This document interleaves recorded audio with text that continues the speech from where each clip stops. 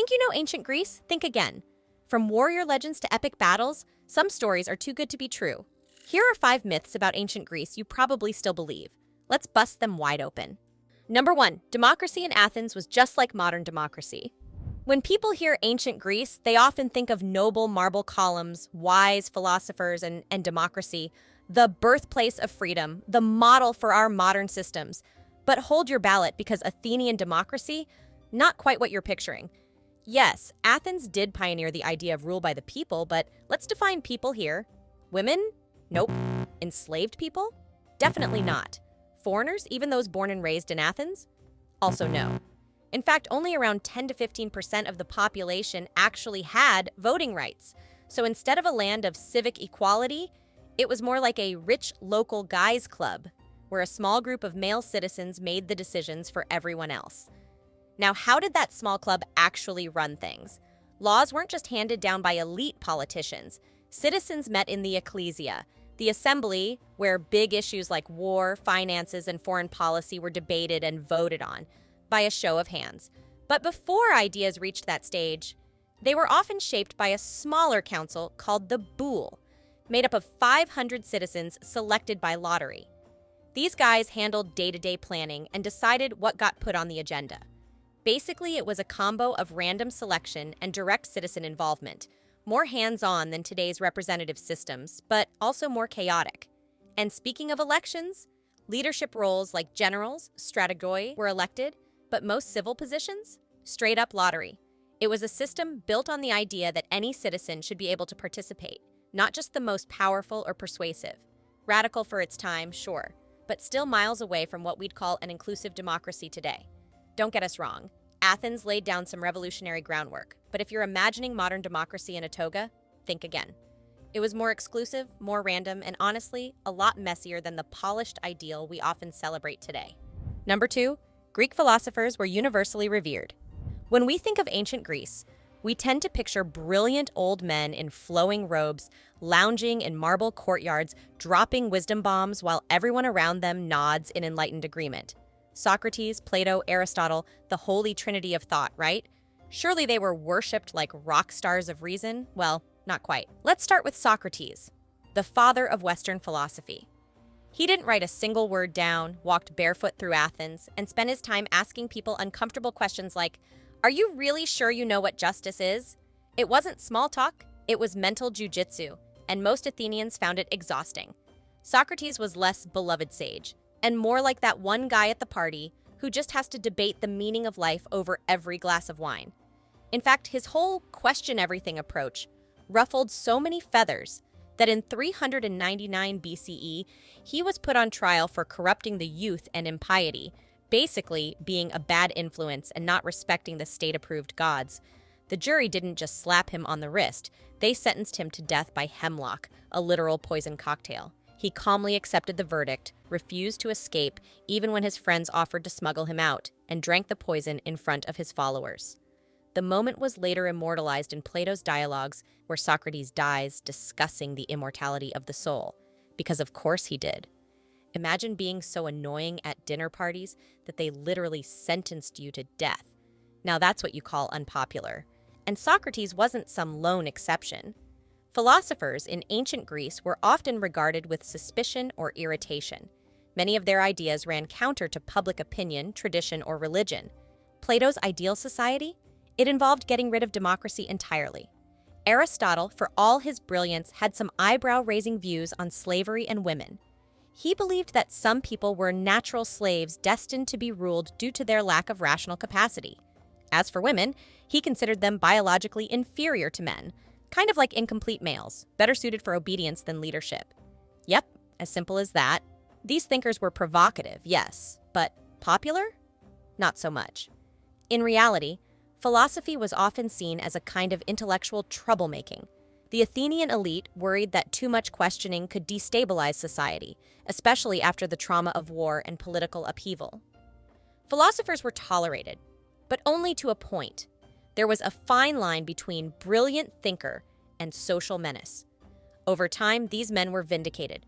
Their writings shaped civilizations, inspired revolutions, and defined ethics, logic, and science for centuries to come. but during their own lifetimes, they were often seen as eccentric, subversive, or just plain irritating. So, no, Greek philosophers weren't universally adored. They were often criticized, tried, or outright killed for thinking too far outside the box. Number 3, ancient Greeks all looked like marble gods. If you've ever watched a movie set in ancient Greece, you've probably seen it. Bronzed, impossibly ripped men walking around in perfect togas, muscles glistening in the sun, as if the gym was invented in 500 BCE, and everyone had a personal trainer named Apollo. But let's bring this fantasy crashing back to Earth. The average ancient Greek didn't look like a marble statue come to life. In reality, most Greeks were farmers, artisans, or merchants. They spent more time lifting amphorae and picking olives than pumping iron. Their diets were rich in bread, olive oil, wine, and legumes. Sure, they walked everywhere and probably had decent stamina, but we're talking practical strength, not sculpted abs for Instagram. Now, about those statues. You know the ones? Those flawless white marble gods with washboard abs and heroic poses?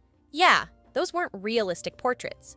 They were idealized versions of the human form, meant to represent the perfect body, not the average Athenian with a farmer's tan and a crooked nose from wrestling with his cousin. And here's the real twist. They weren't even white. Most Greek statues were originally painted in bright, sometimes borderline garish colors, that pristine white marble we associate with purity and elegance. That's just the faded version. Time stripped away the paint, but not the myth. So yes, your noble, stoic Zeus may have once looked like he got dressed at a carnival. In short, the ancient Greeks were just people. Sweaty, sunburned, occasionally beer-bellied people. The gods in stone were more like airbrushed avatars of what they aspired to, not accurate headshots. So no, the average Greek wasn't walking around looking like they belonged on the cover of a fitness magazine. Most were more olive oil and sandals than abs and thunderbolts.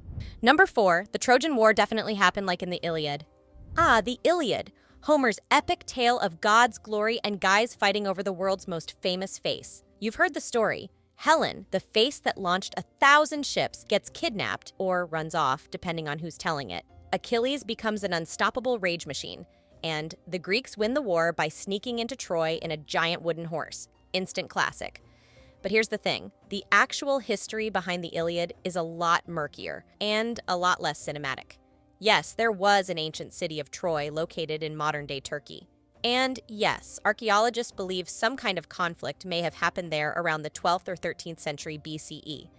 Excavations have revealed signs of destruction, fortifications, and layers of rebuilding. So something definitely went down. But was it a 10-year epic with gods meddling, invincible warriors, and dramatic one-on-one duels? That's where history politely bows out. There's zero hard evidence for Achilles, Helen, or even the infamous Trojan horse. And let's be honest, if a dozen full-grown soldiers climbed out of a giant wooden sculpture without anyone noticing, the Trojans deserved to lose. Most scholars now believe Homer's tale is a mythologized mashup, a poetic blend of oral traditions, folklore, and possible real events stitched together over centuries. In fact, Homer wasn't even alive when the war supposedly happened. He lived sometime around the 8th century BCE, which means he was writing about events that may have taken place 400, 500 years earlier. And as we talk about him, did you know that the great Homer, the legendary bard, the ancient poet of poets, was most likely a blind man wandering from town to town reciting epic tales to crowds around campfires or temple steps? That's right. The Iliad, the story we treat like ancient gospel, may have been composed by a visually impaired storyteller shouting verses at villagers in exchange for food and a place to sleep. We're not even sure if Homer was one guy, a group of poets, or just a branding name for centuries of oral tradition. Either way, trusting Homer for military accuracy is like relying on your neighborhood bard to write your history textbook. Great with rhymes, not so great with footnotes. As historian Barry Strauss puts it in his book, The Trojan War, A New History, there may have been a real conflict behind the legend, but Homer's version is definitely the overhyped cinematic edit. The British Museum even titled its 2021 exhibit Troy Myth City Icon, because that's exactly what Troy is, part history, part legend, part cultural icon.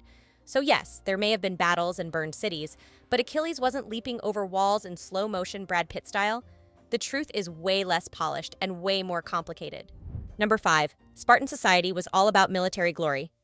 Ah, Sparta, land of six-packs, shields, and slow-motion battle cries. Thanks to pop culture, we imagine Spartans as elite warrior gods who spent their days flexing and fighting, and their nights probably flexing some more. But the truth? A lot grimmer, and a lot less cinematic. Spartan society was absolutely obsessed with the military, no doubt about that. But it came at a steep cost. To maintain their warrior utopia, the Spartans relied on a brutally oppressed class called the Helots, essentially enslaved people who worked the land, did the labor, and were treated so poorly that Sparta declared ritual war on them every year just to keep them terrified. Yes, you heard that right. To keep the Helots in check, who vastly outnumbered the Spartans and were constantly at risk of rebellion, Sparta declared what's known as the Crypteia, essentially a yearly secret police operation. During this brutal ritual, young Spartan men were sent out into the countryside with orders to spy on, intimidate, and even kill Helots deemed rebellious or too independent. It was state-sponsored terror designed to remind the Helots who was in charge and to prevent uprisings before they could start. Think of it as an annual silent purge, where fear and violence were tools of control, not just wartime necessity. This wasn't a battle for glory. It was cold, calculated oppression. Meanwhile, Spartan boys, ripped from their families at age 7 and shoved into a brutal state-run training program. Think, military school meets psychological warfare. Boys were taught to steal, endure hunger, suppress emotion, and take beatings without flinching. Not exactly the kind of childhood you'd put in a memory book. And while the rest of Greece was flourishing with philosophy, art, theater, and science, Sparta deliberately suppressed all of that. Individualism, luxury, even written records were viewed as threats to discipline. If Athens was the brainstorming, creative group project of antiquity, Sparta was the guy who brought only protein powder and intimidation. So no, Spartan life wasn't all about glory. It was a dystopian boot camp built on fear, obedience, and the absolute control of a terrified underclass. And once their military edge faded, so did their entire society, because they didn't invest in anything else. If these myths surprised you, just wait. There's a whole world of ancient history packed with wild stories and even bigger surprises. Hit subscribe and ring that bell so you don't miss our next video, and drop a comment telling us which civilization you want us to debunk next.